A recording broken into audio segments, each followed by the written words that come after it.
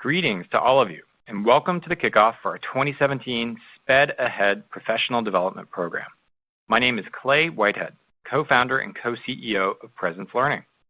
This is our fourth year sponsoring the SPED Ahead series, and I'm very excited about the lineup of presenters as we begin our winter-spring series today. The title today is very appropriate, Eureka! Big Ideas for Big Change in Special Education.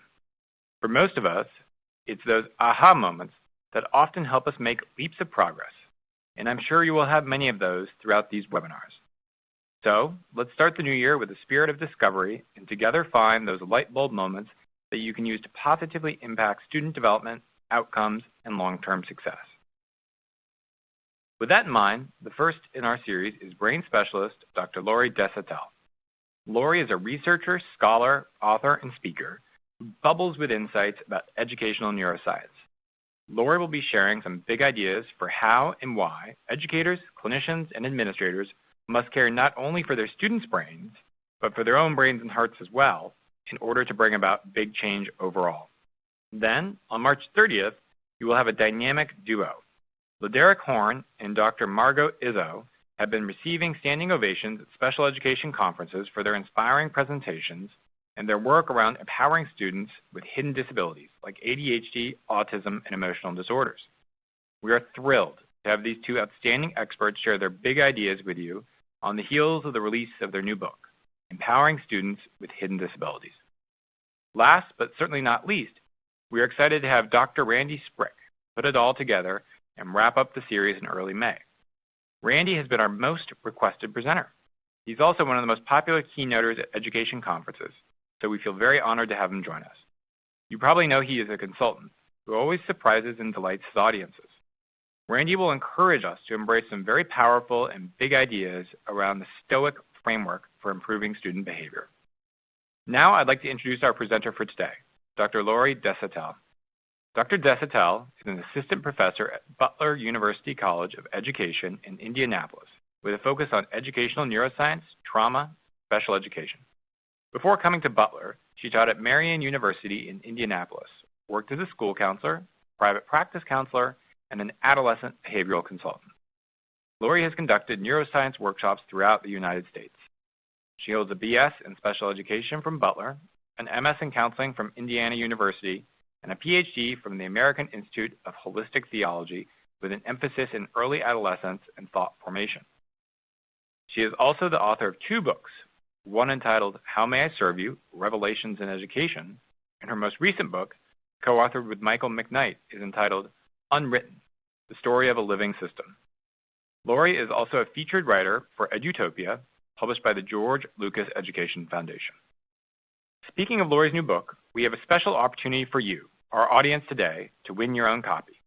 As this series is about aha moments, we invite you to share your revelations about special education, clinical practice, or any ahas you have during Laurie's presentation. Hop over to Twitter and share with the hashtag SPEDAhead for a chance to receive an ebook copy of Unwritten. Time permitting, we will share a few of these at the end of the webinar. And now, Laurie, take it away. I am absolutely thrilled to be a part of this series and webinar today, and I want to thank Clay and Presence Learning, and especially you, the audience, for giving your time and your energy as we take a look at this overall neurodiversity looking through a brain lens. I want to share with you what is educational neuroscience and why is this so significant as we look today at hidden disabilities that you will hear about later in this series from Margot and Lederick. I am learning every single day that the most valuable assets for improving education will not be found in a neuroimaging lab, but will be with educators, administrators, and teachers who understand the science of learning and behavior. We're going to be delving into three parts. The first part that we're going to be talking about is looking at brain development through a lens that focuses on behavior, looking at how negative emotions are affected by brain architecture. We're also going to be then looking at the stress response system how stress intimately affects and blocks learning in all students. Finally, in Part 3, we will address the brain-aligned principles and strategies that are so tangible. As you leave this webinar today, my hope is that you will have 5 to 10 strategies that you can put into place tomorrow. Let's begin with brain development as it relates to behavior and to learning. We know that the brain develops over a process and a period of time. The brain develops from back, the brain stem, to the front, and from the inside out. Brain development is intimately affected by connection and attachment. Attachment is the carrier of all development. And brain development and attachment really impact student behavior. And I know that this is one of your top concerns. You'll learn more about the neuroscience during this webinar, and then Randy Sprick will be digging into this deeper during his webinar, which wraps up the series. When we dive deep into understanding brain architecture, how it has developed, we will transcend the labels of emotionally disabled, attention deficit disorder, learning disabilities, or specific learning disabilities. And looking at these exceptionalities, we're going to be looking more specifically at the brain architecture and learning profiles, which include the student's strengths, challenges, interests, areas of expertise, and the learning and behavioral profiles of all students. LaDerek and Margot in the next webinar will talk about those hidden disabilities and disability pride. In this webinar, we will catch a glimpse of the neurodiversity creating those unique strengths within these learning, social, and emotional challenges. Brains are records of our environment. We are made of cells and tissue and organs, but our central nervous system contains 1 trillion cells, and we hold 55 trillion cells in our body. The brain is built and wired for survival more than any other aspect at this point. We're going to talk about the brain's emotions and cognition, but as we look at brain development of our children and adolescents, I want to talk about the survival response and how that's connected to brain development. Humans are a living system, and there is nothing linear, logical, or fluid in how each unique brain or heart learns, remembers, retrieves, and embraces relationships and knowledge. Today, I want to share with you my aha eureka moment. And as I mentioned in the introduction, this is as much about your brain state as it is our students. 4 years ago this month, I had a moment that changed not only in my brain state, but also looking at my learning and how this re-entry into the K through 12 classroom enhanced my teaching at the university level, and I began to walk the walk with brand new first and second year teachers that I taught in graduate school. I'll never forget this moment. I literally was sitting in the parking lot. It was a cold February morning, and I had just observed my 5 to 6 first and second year teachers. I remember sitting in the car, dialing the number to Marian University's dean's office. And I called Dr. Hill, and I said to him, I have got to do something different. I hope you're sitting down. And he kind of laughed on the phone because he's had calls like this from me before. I said to him, Lyndon, I'm not walking the walk of my teachers. I have researched, I understand, I'm learning every day. I'm not an expert in educational neuroscience, but I know these strategies, and I've got to get back in the classroom. What can we do? 4 years ago, Marian University, my former university, gave me a course release. And for an entire semester, I entered the 5th grade classroom. And I'm going to explain to you in a little bit why I chose 5th grade. But let me tell you, what started as 1 semester has turned into 4 years. I've entered now 3rd, 4th, 5th, and 6th 7th, and 8th grade classrooms, visiting high schools, and presenting to students and to educators. But teaching in the classroom those 2 mornings a week, being on the ground level, going in early, being a part of the PLCs, and sitting beside my teachers, making mistakes, celebrating successes, changed everything. And I'm going to share in part 3 the strategies that we implemented over the past few years that really not only enhanced learning, but built engagement. We saw less negative emotion and therefore negative behaviors. The greatest time of brain development is in those first couple of years, but it even is before then. The formal prenatal time, a large percentage of our neural pathways develop, biasing the way we see the world, perceive, and experience the world. These biases are later reinforced by the emotional and social repertoire we've picked up from our parents or caregivers or the people in our intimate environment. I want to emphasize that in that first year of life, if a child, a baby, has not had a healthy connection with a caregiver, this can create many, many emotional and social and academic challenges throughout that child's life.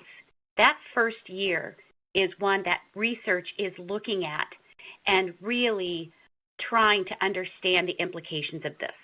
So basically, we know developmentally, between birth and 7 years of age, a brain is a fertile field, almost like a digital computer, for setting the record for experiences. Because our brains are based on the experiences we encounter moment by moment.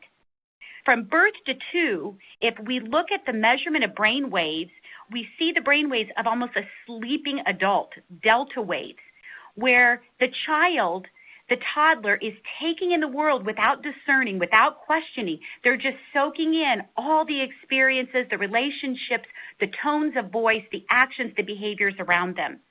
And then from 2 to 6 years old, that same type of soaking it all in happens, but there is a state of imagination and creativity that happens at that time also. By 7 years of age, developmentally, whether our experiences have been positive or negative, and we're going to talk about the effects of trauma and adversity in part 2, our brains are like sponges. They are actually taking in every conversation, every relationship, every stimulus that we encounter without questioning that.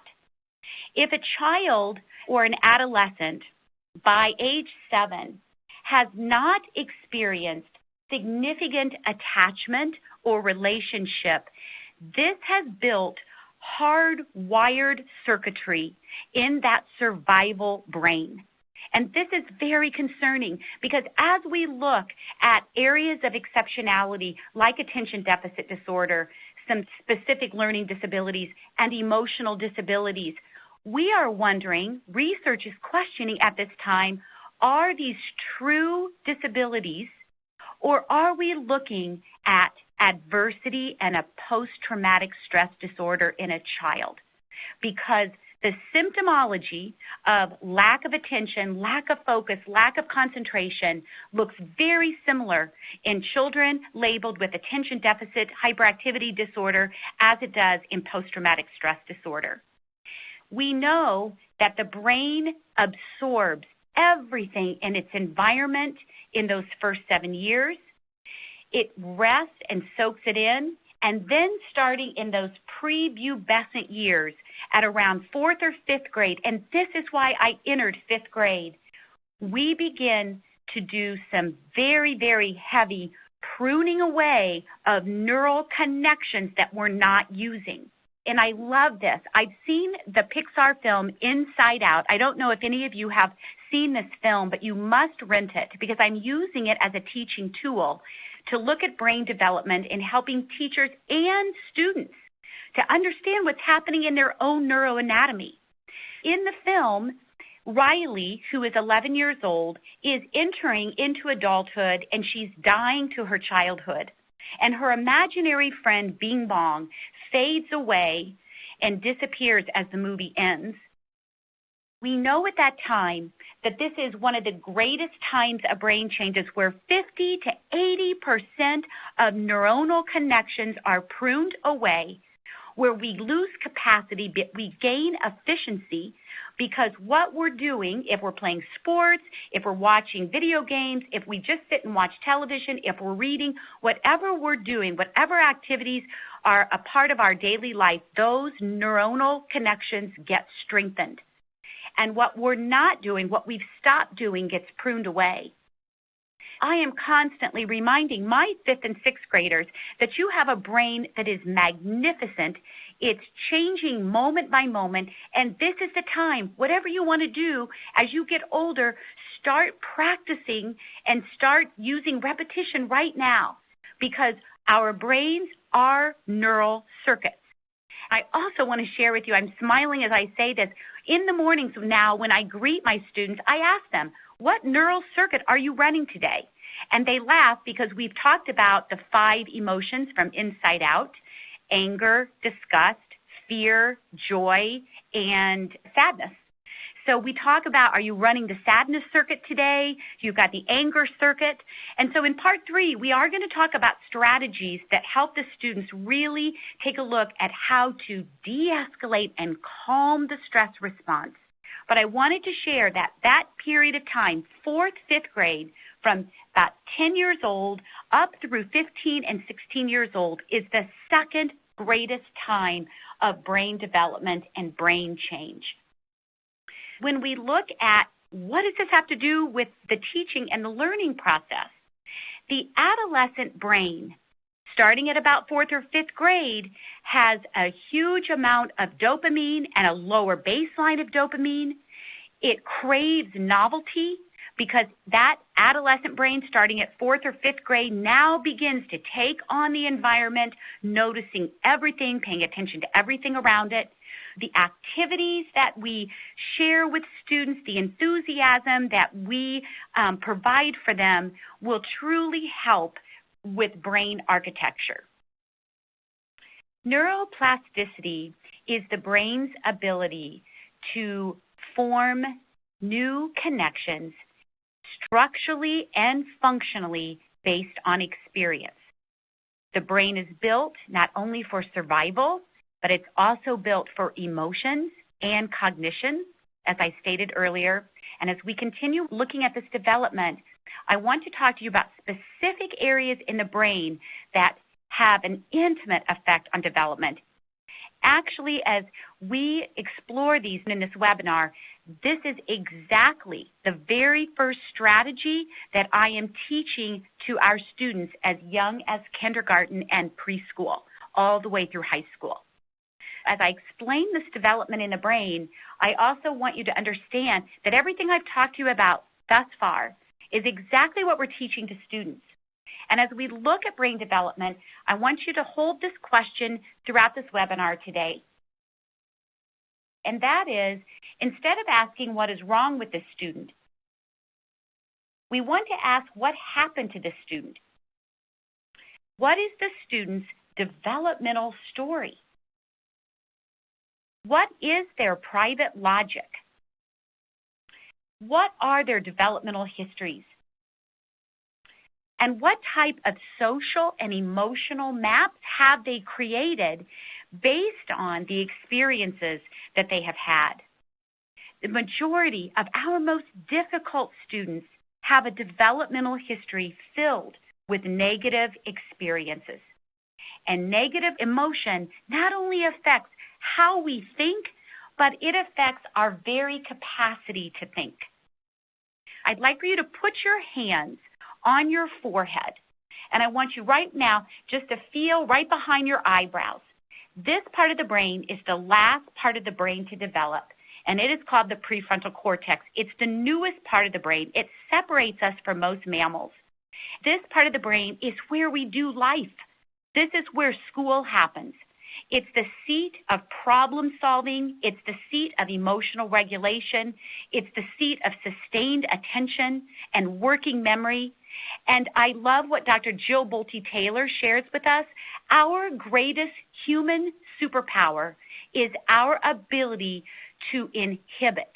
It's our ability to pause before we make a statement. It's our ability to just think and respond instead of react. So this is not fully developed until almost 30 years of age. The research a few years ago said 25. But based on the neurodiversity and technology and so many factors, this sometimes is not developed until 30. If you make two oval shapes with your forefinger and your thumb right now, just make two ovals with both hands, and you place those right above your ears on each side of the temporal lobe, deep in the temporal lobe, is our limbic brain. This is what we call kind of our leopard brain. It's our emotional switching station, and those two parts, those two ovals, are neuron clusters called the amygdala, and the amygdala is our fight, flight, freeze response. These are developed in infancy. When we feel negative emotion, when you are frustrated, when you are anxious, when you are sad and very, very angry, this limbic brain is firing, it's lighting up, and what happens is that metabolic glucose blood flow leaves that frontal cortex so that neurobiologically we aren't able to think clearly. We're not able to regulate. We're not able to pay attention or to remember anything. So developmentally, the amygdala is firing. That's why I can be a 50-year-old woman having a 2-year-old temper tantrum, because I have these mature amygdalae, but this prefrontal cortex is shut off and it's shut down. Sitting right next to the amygdala is a seahorse structure called the hippocampus. And we're going to talk about this in part 2 as it relates to the stress response. What we understand about brain development is that it is a process, it's like baking a cake for years and years and years. Every single experience that we create for our students, that we encounter structurally and functionally, changes brain architecture. So a nonverbal exchange, we know that a handshake, the way you enter a room, the way you decorate a room, this is all about how a brain changes moment by moment, minute by minute, and we have this incredible opportunity to take those 50 to 100 billion neurons and form brand new neuronal connections that will actually inspire creativity and cognitive flexibility.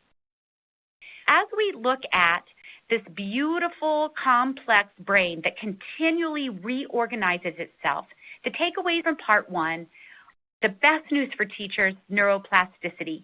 We have this ability to create new neural connections.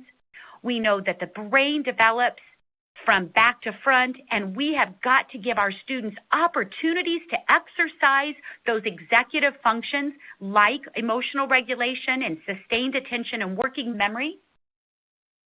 That concludes part 1. And the key takeaway, if there is only one thing you remember, is that the best news for all educators is neuroplasticity. Now for part 2. Let's explore another really big idea, how the stress response system actually hijacks the teaching and learning process. As we open up part 2, I want to make a couple of statements. This research is happening so quickly that I can barely keep up with what we know now about adversity and stress response and how that intimately affects everything that we are doing in our classrooms, schools, and districts. What we know is that trauma and adversity literally create a different nervous system and blood chemistry in our bodies. I think this is so significant for us to understand. Many of us, as educators, we have gone through adversity ourselves. We have experienced trauma in a way that has affected our immune system. It's affected our ability to remember and to process information. Keep that in mind today, that this is a living system. It is a give and take in relationship, and so the trauma and the adversity that we bring and carry into the schools and classrooms has a direct and intimate impact on our children's well-being as well. When we look at stress, each of us has a personal relationship with stress. What I mean by that is that stress isn't something out there in the clouds. It really is something that we hold personally. What stresses me, somebody else may not blink an eye at. What stresses each of us individually is very, very personal. When we take a look at what happens in the brain when it's under hijack by this stress response state, I want to talk to you about what happens in this state. Our bodies have this incredible defense system, and it's called the HPA Axis. This HPA Axis is stimulated, standing for hypothalamus, pituitary, adrenal axis. When we begin to feel extreme negative emotion, that axis is activated and cortisol and adrenaline are produced. Cortisol is a neurohormone that is actually a good neurohormone if it's secreted in balanced amounts. But what's happening right now in our time is that many of us are going through chronic stress where cortisol is being secreted 24/7. And what we know, worries about finances, worries about our children, worries about job security, all of those types of anxiety and those negative feelings that we hold literally keep cortisol pouring out of our adrenal glands and adrenaline, which damages brain tissue. I mentioned earlier the hippocampus, and that's that seahorse structure that consolidates short-term memory, and it works in tangent with the amygdala. What I want to share with you is that hippocampus is intimately affected by cortisol levels.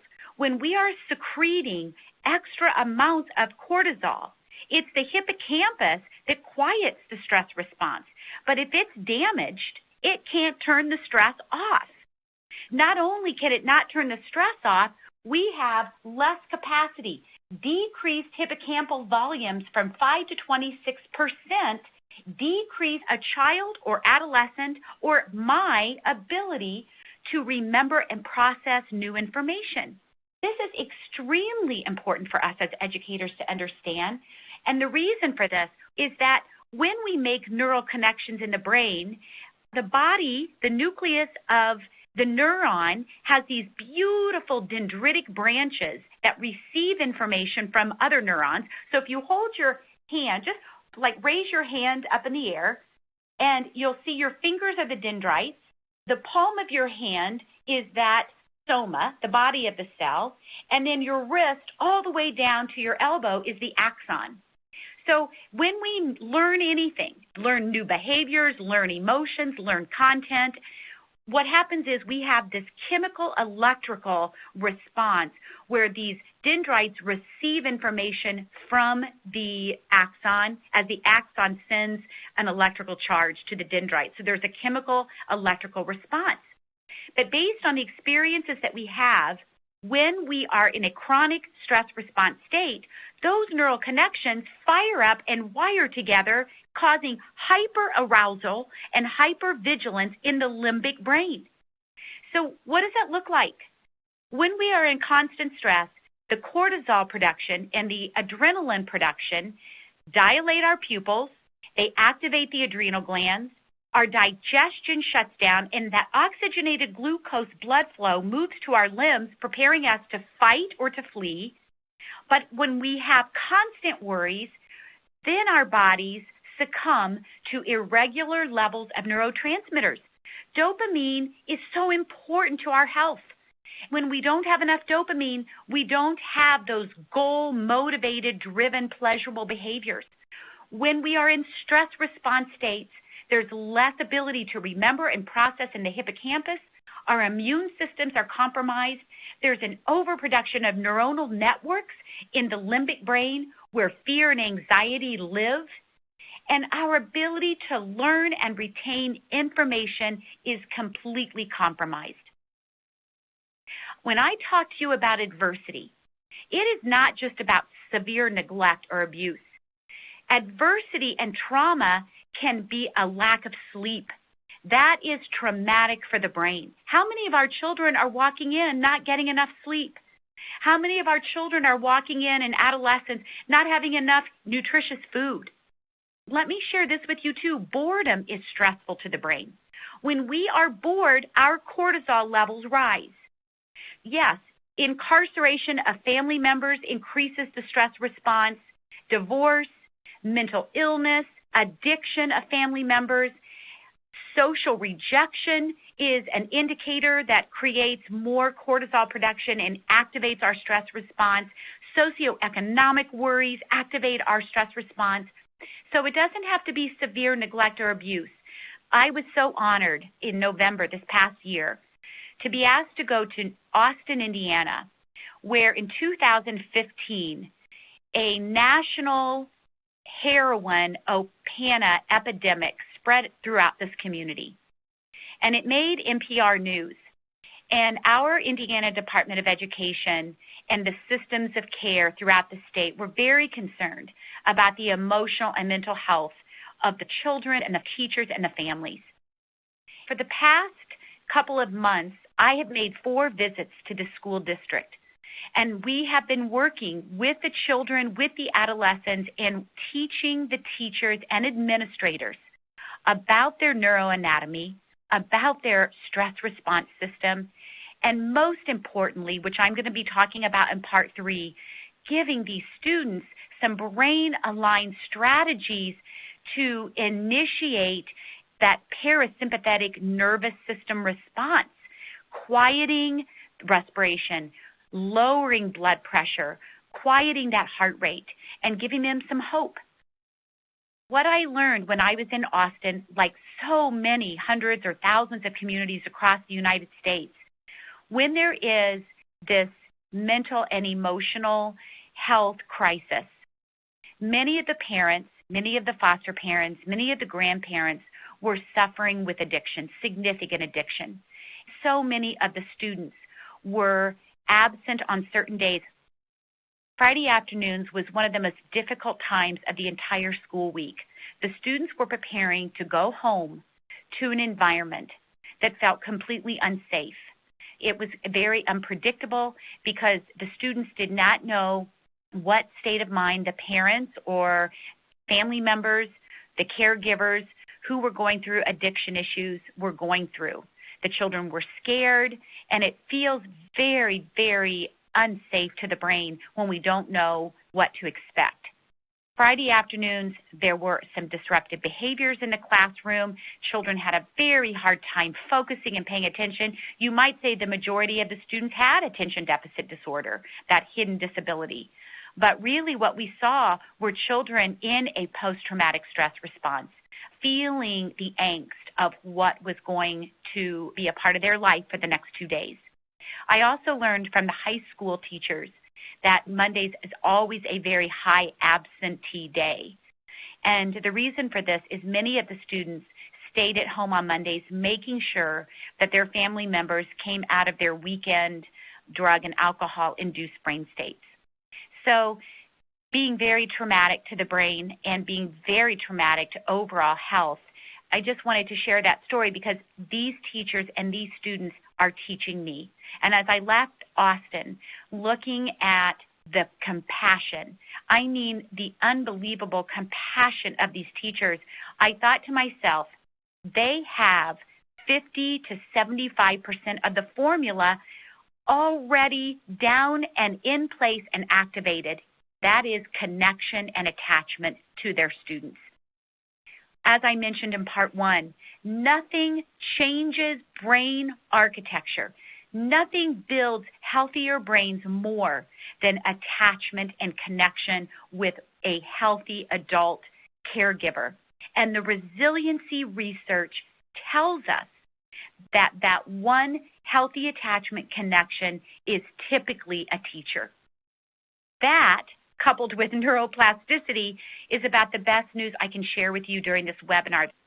I also want to talk to you about stress response systems in our families. About 7 to 8 years ago, our family went through a very, very difficult time. And as all of you know, when your children are struggling, your own children are struggling, when you have family members struggling, it's just a very difficult time for everybody. Our oldest son, when he was a freshman in high school, was going through some significant negative experiences. His friends changed. He quit sports teams. He's our oldest of 3. My husband and I absolutely did not know what to do. We didn't know what to expect. We were living in very unfamiliar and unsafe territory. We were parenting Andrew the best that we could. Andrew has 2 younger sisters. And during that time of the unknown and those scared feelings of wanting your child to feel happy and to make good choices, I received an email on the subject line. It said, "Andrew in action," which made me very nervous because at that point in our high school, we were getting some negative calls from staff and from the dean's office. I remember almost trembling as I opened up this email. But as I opened it up, it was from Andrew's 9th grade Spanish teacher. The email read, "Dr. Desautels, I want you to know that Andrew was working with his group today. He was smiling. He finished his project, and it just felt good to share this with you." Then his last sentence really changed everything for Andrew and for myself. He said at the end of the email, "Please let me know how I may serve you in the days and weeks to come." I'm going to be talking with you about the power of questions and affirmation and validation in Part 3. But when Mr. Pickett said to us, "Please let me know how I may serve you," it changed everything for Andrew in that class, and it gave me hope as a mom. And as an educator today, I will never, ever forget how that fear-filled negative emotion can take over your logical thinking, can take over your ability to calm yourself without knowing the tools. We know emotions are highly contagious, and it is so easy for us to escalate and to get caught up in the conflict cycle and to start mimicking the negative emotions of our students. Knowing that, it's so important to be self-aware and to take that step back when we start feeling triggered. Many of us have triggers that maybe we are aware of or maybe we're not aware of, but nothing can trigger us like our own children or the students in our classroom, especially when we've worked so hard on planning a lesson, staying up all night worrying about their well-being, planning out a specific behavioral plan, and we wake up the next day and meet such defiance and opposition and maybe even violence in the classroom. The first step is teaching students about their neuroanatomy. You will hear me say that again. And the second part of this is co-regulation. We cannot begin to discipline if we have not regulated our own brains and regulated our students' brains, because the amygdala only knows feelings. Its language is feelings, and it responds to only 2 things: breath and movement, and some space and time. So when we begin to talk at students, to discipline immediately after some type of an experience or negative action, our words are not heard, because in the stress response state, the Broca's area, which is our word expression area, and the prefrontal cortex goes offline. When we are in that stress response, we don't have the words, and nobody in the history of being told to calm down has ever calmed down. Knowing that the amygdala responds to feelings, knowing that neurobiologically we are feeling creatures who think, we are not thinking creatures who feel, we have to look at the ability to regulate our own brains, to regulate our students' brains, to teach our students about their own neuroanatomy. They need to know about neuroplasticity. They need to know how repetition and emotion changes neural circuits. And they need to understand that the brain has this beautiful ability to create new neurons and neural connections. As I end this part 2, looking at the stress response state, I go back to what Dr. Jill Bolte-Taylor shared with us in one of her beautiful presentations at Butler University a few months ago. She said, what's new in neuroscience is neurogenesis, the brain's incredible ability to grow those new neurons and to make new neural connections. Neuroplasticity is a gift to us as human beings. Our brains are malleable, they are plastic, even if we have experienced adversity and trauma early in life, or we have a setback at a specific time. With connection, relationship, and attachment, we can actually reshape neural circuits in the brain, driving our behavior, driving our ability to engage, lowering that stress response state. And the third takeaway from Dr. Jill Bolte-Taylor's presentation just takes us right into part 3, and that is a state of mindfulness. And that wraps up part 2 and sets the stage for the really practical part of my presentation today, how all students and educators can become more mindful with repetition, with emotion, with practice, and that's a really big idea. Let's move on to part 3, strategies you can put to work in your schools and classrooms right away that will really make a difference in how students engage, learn, and behave. Those are the aha moments. So here we go. I am absolutely over the moon excited for part 3. But before I even begin, I think this is a perfect time to share with you that I have created a resource guide with brain-aligned strategies for more detail, because in an hour I can barely scrape the surface. You will have not only strategies, you'll have my contact information, you'll have the research that this pulls from, and please know that I would love, love, love for you to email me, text me, look at the articles and blogs on Edutopia. Edutopia is an online international magazine that I write for each month, and as I mentioned in part 2, from the movie Inside Out, I actually took that Pixar film and created a 5-part series for teachers and administrators. This is not only for students, but for those of you that are working beside teachers and districts, it would be a great tool to develop connection and relationship with your teachers in your building also.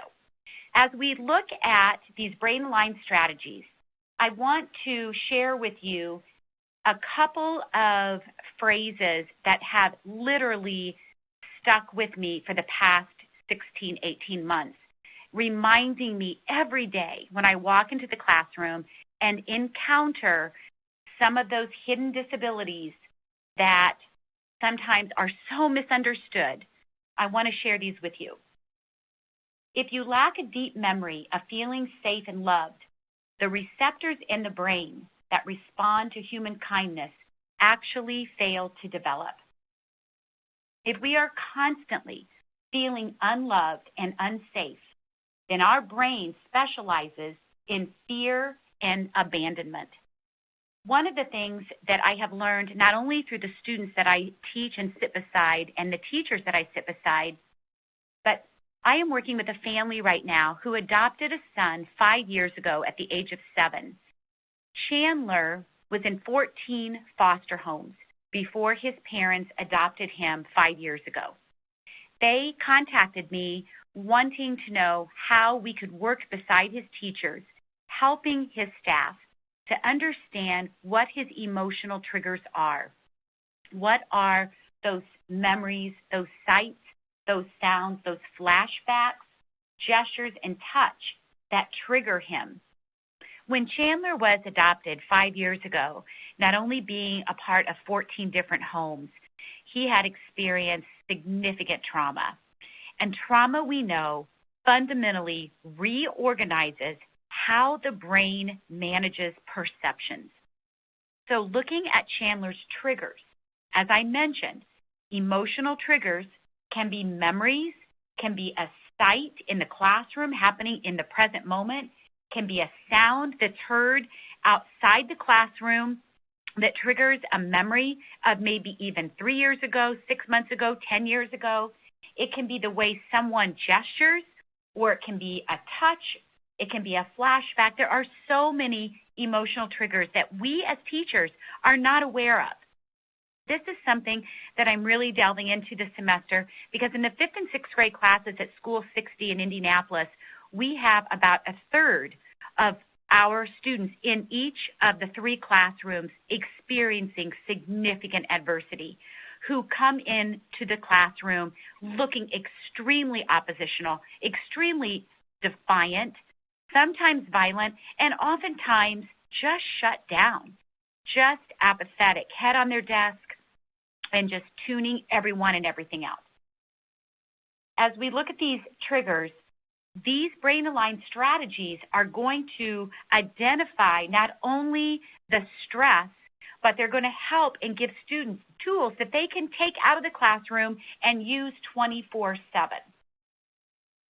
What I want to share with you are 3 statements that over 400 students in Indianapolis shared with me about 2 to 2.5 years ago. And I interviewed 3rd, 4th, 5th, and 6th grade students and 7th grade. And then I also went to my undergraduate students who were freshmen and sophomore and juniors at the time. I asked them specifically, what are the 2 or 3 or 4 things a teacher could say to you that would help you to feel connected and to help you feel felt? I actually was so inspired by their responses that I wrote an article, if you would like to read more about this, in Edutopia, but this starts off our brain-aligned strategies. And these were the responses from all of these hundreds of students. The first response that they wished a teacher would share is, I believe in you. I believe in you. You're going to be successful someday. You're going to make it. There is nothing holding you back.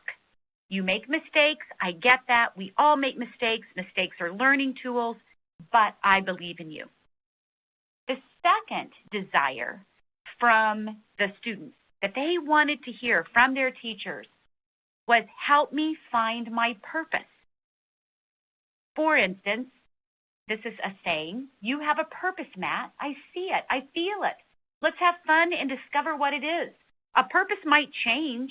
It might change 100 times, and that's a good thing, but it's there. As a teacher, we respect the off days and we try again. We share stories of others who lost a bit of hope and purpose, but we try again, and we model for our students that every moment, because of neuroplasticity, is a new moment. The third desire from the students was, question me. Ask me how I am. Ask me what I need. Ask me my thoughts and feelings. Ask me what my opinions are, even if I don't respond right away, even if my response is silly and ridiculous, I'm listening to you. I may not say a word, and it may take me the entire school year to respond to your questions, but I hear you. This kind of questioning shows we really care, and that's going to be a key point that Randy Sprick will be digging into more as he talks about the Stoic framework, the final webinar in this series. As we look at the strategies, the first one is, and you've heard me say this several times, teaching students about their neuroanatomy is critical.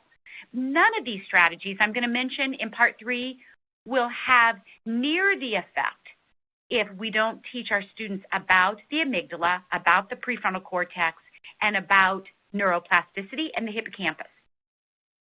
I want to share with you something that is spreading like wildfire through the schools I'm working within right now, and that is the 90-second rule. The 90-second rule is posted. You'll see it in hallways. You'll see it in classrooms. And what we're teaching students and the teachers alike is that our bodies rinse clear and clean of negative emotion in 90 seconds. Why is it that we can stay so triggered, so angry, so frustrated, or sad for days and weeks and months and years? And you all know why you do. We keep replaying it in our minds. We keep rethinking the same thoughts, which call up the same emotions. And remember, emotions are neurochemicals. We keep calling up adrenaline, calling up cortisol. So our bodies respond as if that event is happening right now. This is something that fascinates the students. If you have half of a lemon in your hand, hold out the palm of your hand. You've got a half a lemon. Now, I want you to close your eyes and bring that half a lemon up to your face. I want you to smell it. Take your tongue and lick the pulp. Now, I want you to tilt your head back and squeeze that lemon juice onto your tongue and don't swallow the pulp. You can feel the pulp on your tongue. You can feel it inside your cheeks. You feel the seed slide between your teeth. Right now, many of you will have extra saliva in your mouth just by imagining that that lemon is a part of your experience. The brain does not discern between a memory, a past experience that we call up, that we think about, that we feel. The brain responds as if it's happening in the here and now. And I think that's really important for us. So we teach the students that your body gets clear and clean of negative emotion in 90 seconds. How do you do that? What are the two ways that quiet the amygdala? We know one of those ways is breath, and the other one is movement. We don't have to give discipline out the second a negative behavior happens, because co-regulating, which I said in part 2, co-regulation is critical for us as we begin to discipline, model, and redirect our children and our adolescents in behaviors. We are very, very, very good at stopping the behaviors that we don't want, but we are not very good at starting new behaviors. We want to be able to teach the behaviors that we want to see. If a child doesn't know how to swim, we teach them. If a child doesn't know how to do an algebra problem, we teach them. If a child doesn't know how to read, we teach them. If a child doesn't know how to behave, we typically punish them. And what I want to share with you today is that we have to model and we have to teach those skills and functions that are appropriately underdeveloped in the prefrontal cortex. So if we want a child or an adolescent to pay attention, we have to give them the skills to help them pay attention. If we want them to regulate, we need to give them the skills and those functions, exercises to help them regulate. That's what these strategies that I'm going to talk to you about next will address. 4 questions I want you to think about. I would love to see these posted in every classroom across the world, because these 4 questions address that disability pride that you'll hear Margot and Laderick talk about. They will address the hidden disabilities you will hear in this series, and they address the neurodiversity and the unique learning profiles, the brain profiles of every student if we attend to these 4 questions. Am I important to someone here? Can I share my gifts here? Can I influence my world here? Are my efforts recognized here? I love to think of these questions as driving a formula for eternal emotional, social, and academic success. That formula is connection plus purpose, feeling felt, equals well-being. So I want you to think about that. It's all about our brain states. It's all about the circuits that are firing. Many of us fire circuits in a default mode. How many of you know and love family members or friends or see your students always react instead of respond because that's what they know? We all literally are hardwired with habits of behaviors that intentionally we would love to change, but we have these circuits running in our brains that are on automatic. And so to change them, as we talked about in Part 1 and Part 2, takes purposeful intention and neuroplasticity. So we're going to now talk about how we quiet the stress response system and how we stay connected through conflict, remembering that students who are loved at home come to school to learn, and students who aren't come to school to be loved. We know early experiences with others mold our worldviews and create memory templates. Now, looking at breath and movement and some space and time, we're going to talk about one strategy that has been more successful than I ever imagined. That is focused attention practices. Focused attention practices, that's what we're teaching teachers and students alike. These little practices help students to focus on a stimulus, and I'm going to give you some different stimuli that you can implement. They focus on a stimulus starting for about 30 to 60 seconds, building up. Some classrooms build up to 3, 4, 5 minutes a couple of times a day. This will look very different in a pre-K kindergarten classroom than a junior or senior in high school. In 7 or 8 minutes, I'm not going to have time to share that, but in the resource guide, you will have information that will differentiate how these focused attention practices look. You're also welcome to contact me with additional questions. These focused attention practices focus upon breath. They focus upon a taste, a sound, or a visualization. Let me give you an example. I had so much fun right before Christmas. Do you all remember that Pop Rock candy? I bought Pop Rock candy before Christmas, and if you'll remember, it sizzles and pops on your tongue. What I did was we began to focus on our breathing, so they began to breathe in through their nose and out through their nose for about a minute, and then everyone was given a little bit of that Pop Rock to put on their tongue, and they had to focus on the texture, on the sound, and they had to then reflect with me afterwards what they noticed. It was a wonderful focused attention practice just to get them started on how to pay attention to one specific stimuli, giving that working memory and sustained attention executive function exercises. We focus on our breathing. Sometimes we give them an exercise of inhaling their favorite color and exhaling a color that they don't like. For the younger children, we sometimes give them an object to lay on their tummies, and as they breathe in, their tummies blow out, and then they exhale, and they can see that object rise and fall. So focused attention practices take on very, very many different faces, but we are implementing these and we are using these to prime the brain for learning.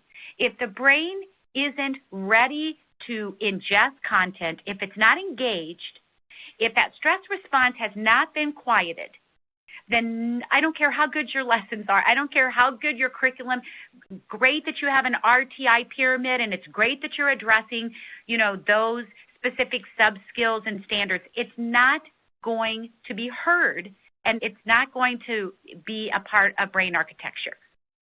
So focused attention practices and brain intervals, that's the second one I want to talk to you about, actually prime the brain and warm it up for learning and for engagement.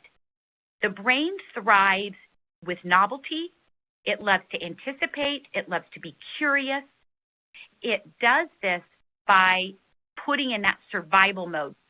We pay attention to everything that feels unfamiliar or unsafe or a little bit threatening, and especially in those prepubescent years, we seek novelty because our dopamine baseline is lower, so we want to seek, and we have increased levels of dopamine, so we seek things that are different. So I say to my teachers, brain intervals are salient. They give the students a change in routine and instruction. I am going in the resource guide to give you some examples, like moving your pinky and thumb finger. You can sit for 30 seconds. Students don't even have to get out of their chair. They just sit for 30 seconds, and for instance, they can move their thumb and pinky finger back and forth. They can do different hand movements. They can talk for 30 seconds to the person next to them, leaving out specific words. They can say the alphabet as quickly as they can using words instead of letters, like apple, baby, cat, dog, egg, fish. There are so many great brain intervals. Please understand, these are not warm, fuzzy extras. Brain intervals are extremely important for priming that brain and getting it ready to learn. The power of stories. Stories matter to the brain so much, and there isn't anything that you teach that cannot be taught through stories or images. Because as much as our brain loves stories, 50% of the neurons in the neocortex are connected to our visual cortex. And so we need to teach through images and pictures. And we also love stories because the brain learns and thrives in context and patterns. And so when we teach in stories, make them personal.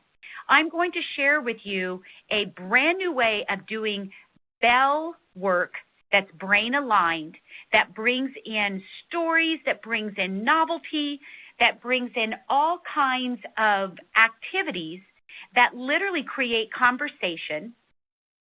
One of the bell ringers I've called Things I Carry is so significant in the classroom, and I want to tell you just a little bit about what these brain-aligned bell ringers are.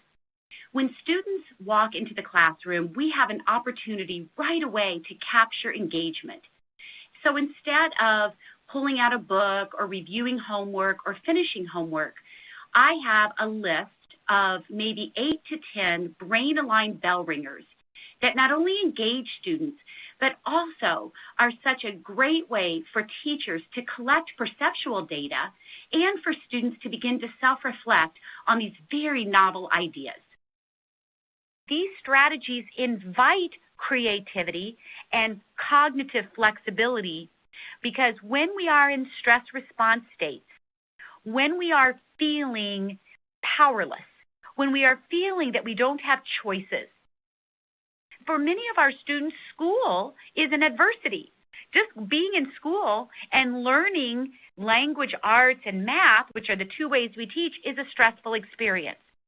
So these brain intervals, focused attention practices, brain-aligned bell ringers for all ages will really begin to engage using those brain states that I've talked about: anticipation, curiosity, movement, quieting the stress response state.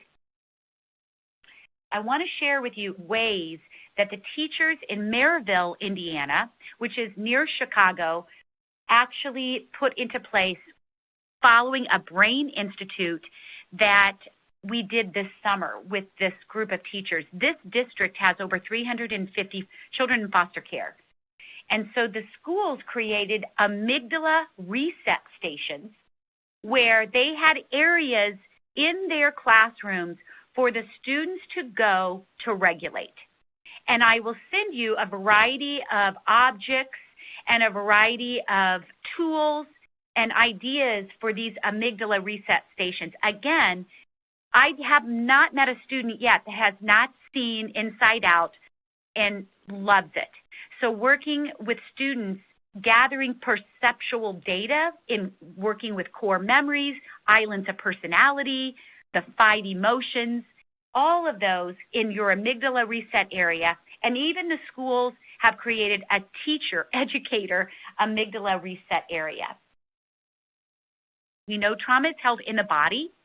So anytime we have a chance to give our students an opportunity to express through painting, through art, through writing. Many days the students will come in. Before we begin, I give them a drop of hand lotion, and they give themselves a nice hand massage and just feeling their senses, because we know adversity and trauma is unconscious.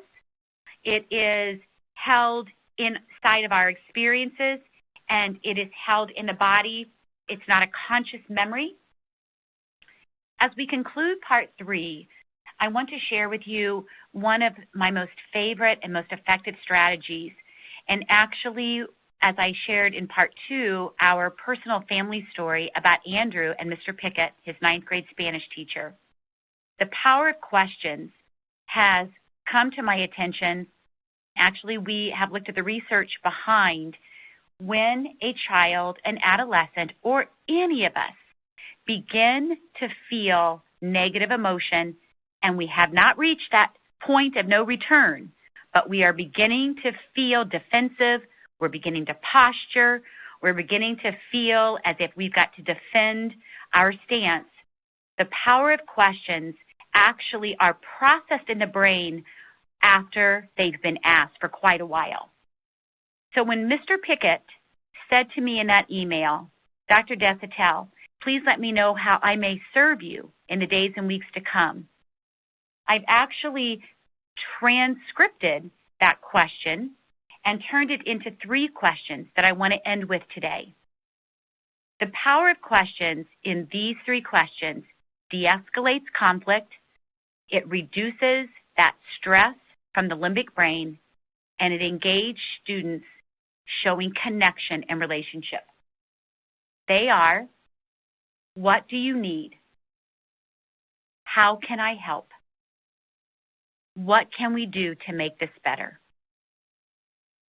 As we conclude today, I want you to be really thinking about how we've got to be regulated, both teacher and student, how we have to use what's naturally innate to brain architecture and development, novelty, anticipation, curiosity, and we need to be able to be transparent with our students, teaching the behaviors we want to see and exercising those executive function skills.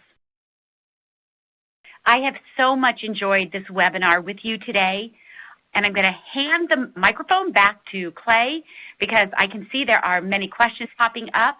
Clay, thank you again. Thank you to everyone for your time and energy today. Lori, thank you. That was fantastic. You made me want some Pop Rocks. You brought back a lot of memories. Clay, thank you so much. And I just want to give a huge shout out to all the tweets that went out today. Thank you all so much. Yeah, I have tears in my eyes, just the excitement. So thank you.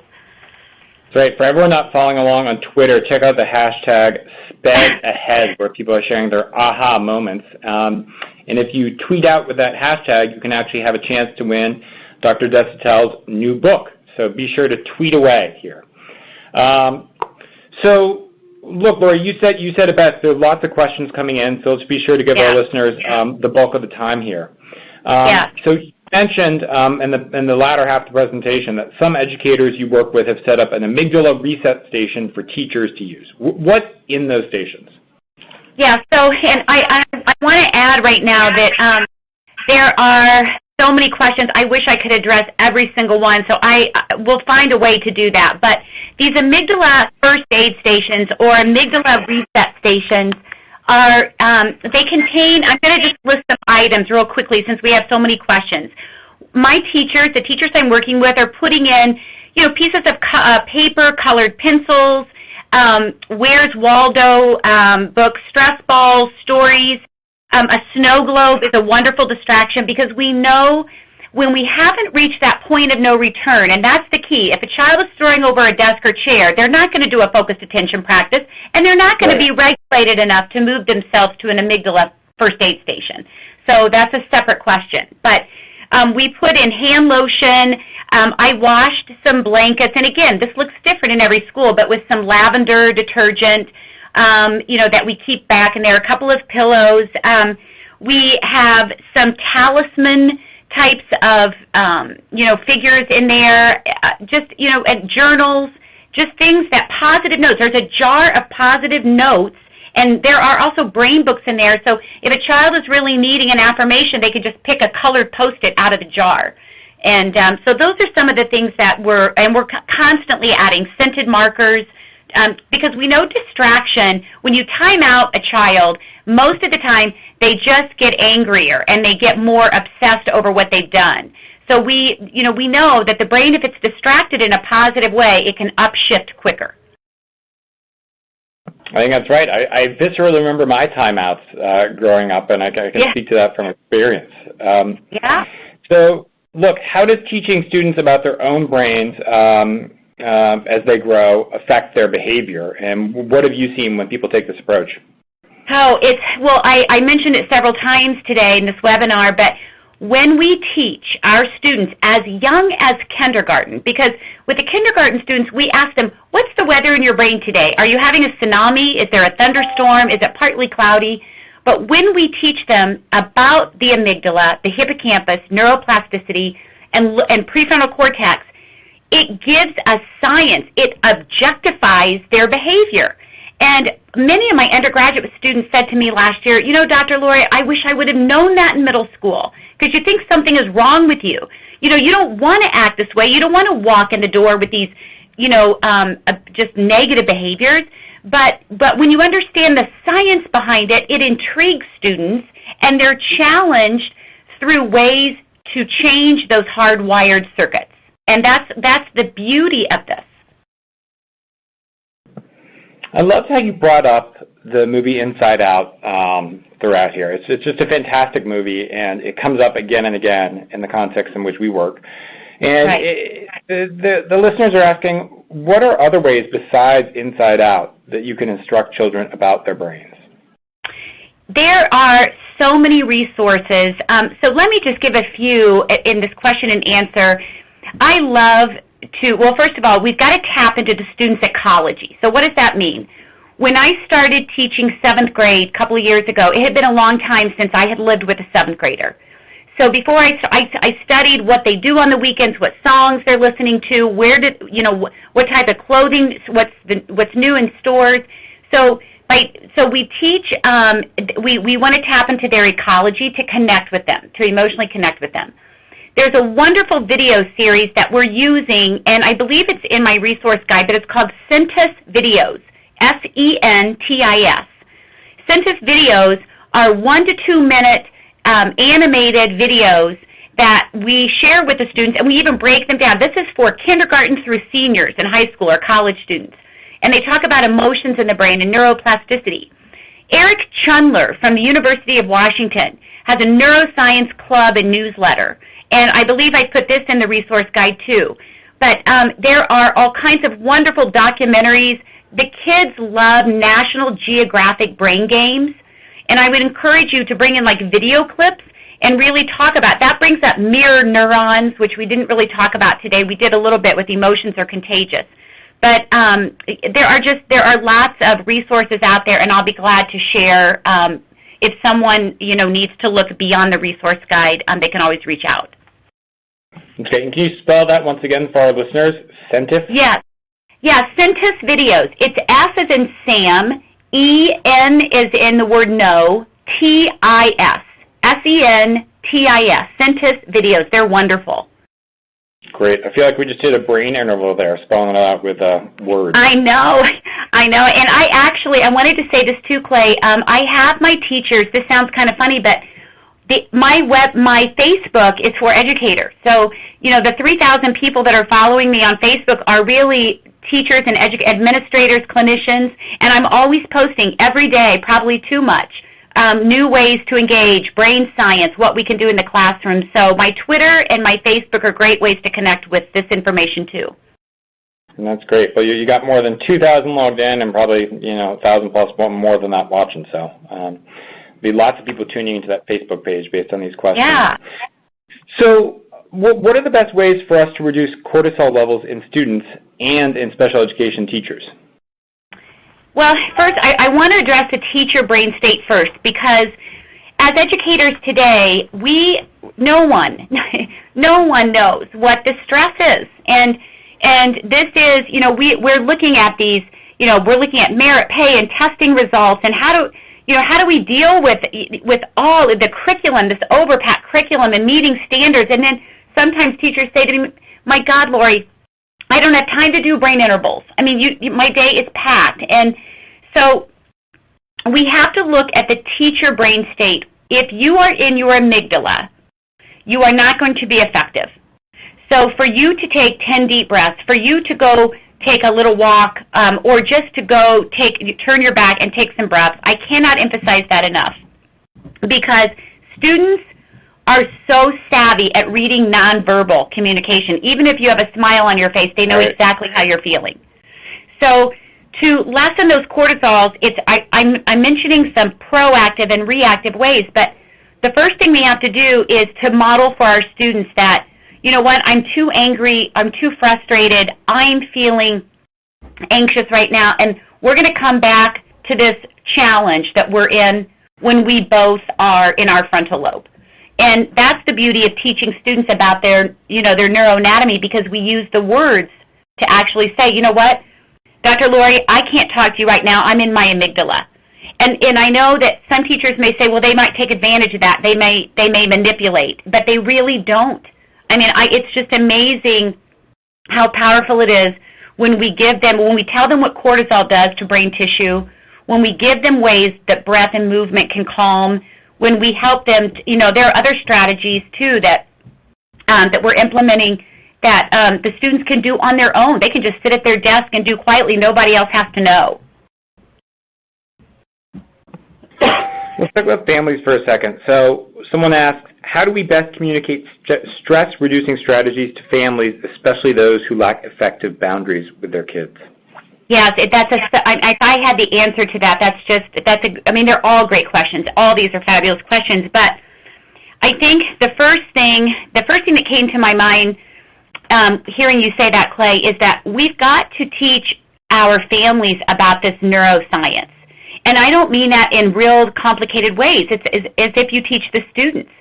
I work with parent groups, and I go into districts, and we're teaching parents what we're talking with educators about and helping them to discipline and knowing that, yes, the brain craves boundaries and routines and structures, but there are also ways that we can discipline as parents and as teachers, and we can teach in ways that we're not just getting compliance or obedience, but we're getting a true shift in a brain state. Because lots of times all punishment does is it just, we get something for a moment. We tuck our shirt in hallway C in room 20. We get compliance and obedience, and we think, okay, that's enough. But in hallway D, or downstairs in the living room, we're going to smack our baby sister again, or we're going to tuck out our shirt, or we're just, we're going to use language we weren't supposed to. So teaching our parents about neuroanatomy, they love it. They absolutely love it, and they feel included and empowered by this information. So can you tell us the simplest brain-aligned activity that we can have students perform that helps them succeed as learners? Oh, wow. I'm thinking about this. I think teaching them brain intervals and using those brain-aligned bell ringers, and a couple of people, the questions that came in, there's an article in Edutopia called Ring Their Bells, Ring My Bell, and there are a list of 10 activities you can begin the day with, because we have an opportunity to get the engagement by using novelty, anticipation, curiosity right off the bat. So putting in a bell ringer or using a brain interval, having the students do something, a conversation, as I had mentioned in the webinar, that they've never done before in a novel way in those first 10 minutes really, really changes the engagement, and they're curious, they're anticipating, and novelty is what the brain craves. So here's a bell ringer. I bring a pair of blue jeans. This is for all students, an empty pair of torn blue jeans. And I show them a note that's folded in the inside pocket of the blue jeans laying on the front table when they walk into the classroom. and they get a half a sheet of paper. They can choose between 3 colors. This is for high school students, elementary, middle school. And they get a half sheet of paper, and on the board I have who has worn these pants, where have they traveled, and what does the note say? And they look at me as if I had 10 sets of eyes, and they start to laugh, and I tell them they can work individually or in partners, and they have like 6-7 minutes to answer those questions, or they can draw pictures of their answers, and they can share it. And I can't tell you how excited they are and how much they want to share, and it takes them into that creative, cognitive flexibility mode that stress shuts down. That's fascinating. You know, there's been some great research as well on the role of novelty in successful marriages as a basis for continued romantic love. These themes just pop up again and again in the research in different contexts, which points to just how powerful what you're talking about is. Yes, I could not agree more. Yes. Can you? How do you suggest we present these ideas to our middle school students so that they understand that everyone's mind is different and that we need to be considerate of one another? I'm laughing as I hear that question because when I went into 7th grade, this is what I learned about 7th grade, Clay. They laugh all the time, even when things aren't funny. And those of you who teach middle school may be laughing right now. There's such a defense mechanism. We know middle school, we lose a lot of good teachers in middle school because this age group is so misunderstood. And this is where the brain, really it's not about hormones. And by the way, neurohormones are when we talk about those in the body, neurotransmitters in the brain. But in middle school, the research says we lose 50 to 80% of our capacity as we gain efficiency. So we're pruning back all those things. So we're walking around with half our minds. So, how do you propose this to middle school students? Teach them first, get them excited about what's happening when they're stressed out and when they're feeling anxious. Really, and have fun with it and have them, talk to them about the amygdala. Another thing you can do with middle school students is introduce them to multiple intelligence.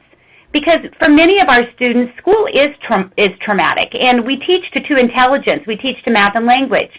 So when you give them like a multiple intelligence survey, an assessment, and they get to see where their strengths and where their interests and their area of expertise are, and then align, what we do is we find the vocations and the professions that align to those, and they love that.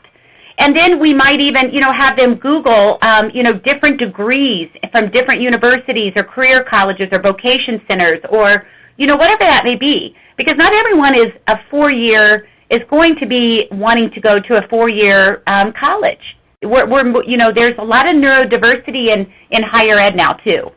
So that's middle school students, I would say, the multiple intelligence, have them really assess, their learning profile. And there are great assessments online. You can just Google multiple intelligence assessments for students, and you'll find great ones. So how do we crack the balance between keeping stress responses in check while also keeping the brain engaged? Well, that goes hand in hand. So I think this is, and again, I don't want to, this is not a program, and there is not a recipe for this, Clay, and I want to make sure that the audience knows that today. I'm speaking in generalities. But from my experience, over and over again, when you prime the brain, when you start the day having music playing, instrumental music playing when they come in very quietly, having a procedure, like a brain-aligned bell ringer. And after you share in that bell ringer, and everyone does a focused attention practice together, you just, for 90 seconds, that's all it takes. You spend that much time, if you're a high school teacher, you spend, out of your 50 minutes or 90 minutes, I bet you spend 5 to 7 minutes redirecting behavior. So we start with a bell ringer, we start with a focused attention practice, where they breathe.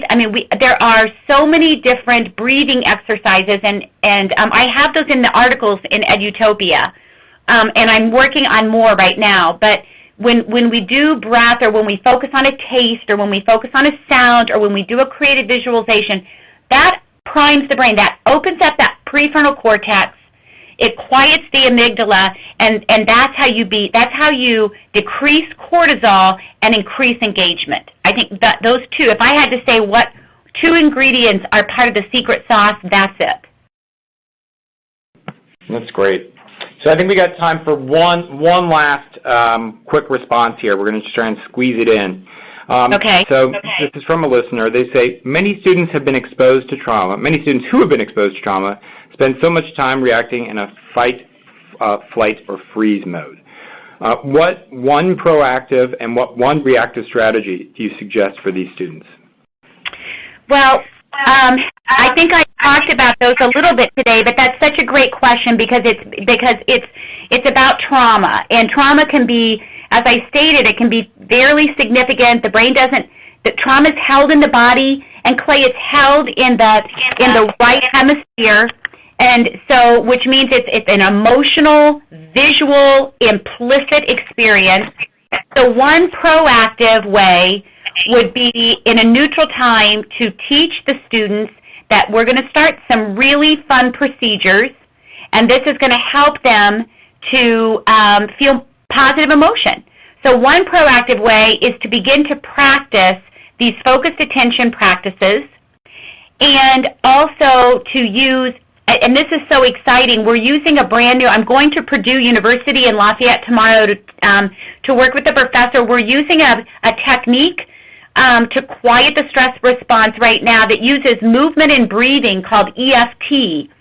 And so when we ask for a proactive way, helping them, teaching them how to use that focused attention practice and that movement, giving themselves a hand massage with lotion, taking a walk if they need to, doing an errand in the morning for you, going into the amygdala reset corner, and just getting some movement and some breath going before you start the day. A reactive way is what we don't always want, but that's sometimes where we land.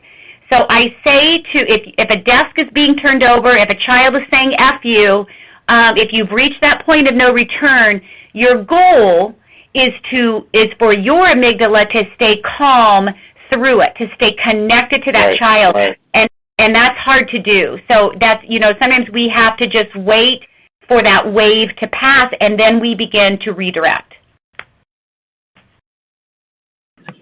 Great. So, Lori, there's been a lot of good stuff here. We unfortunately have to end it. A lot of people are asking what's the best way to get in contact with you. Can you just share that briefly here before we transition out? Yeah, absolutely. So probably the best way is to email me, and that's L as in Lori, DESAUTE. Take off the L and S, so it's just DESAUTE @butler.edu. And Facebook and Twitter, you can message me. All my friends smile, my teacher friends, because they know that I'm posting all the time. So you can message me on Facebook. You can tweet to me. My website, revelationsineducation.com, has a lot of blogs that a lot of things that we've talked about today too. Wonderful. Thank you so very much. So everyone, please stay on for information on how to get your continuing education credits. But I just want to thank you again, Lori. It's been fantastic. Oh, Clay, thank you.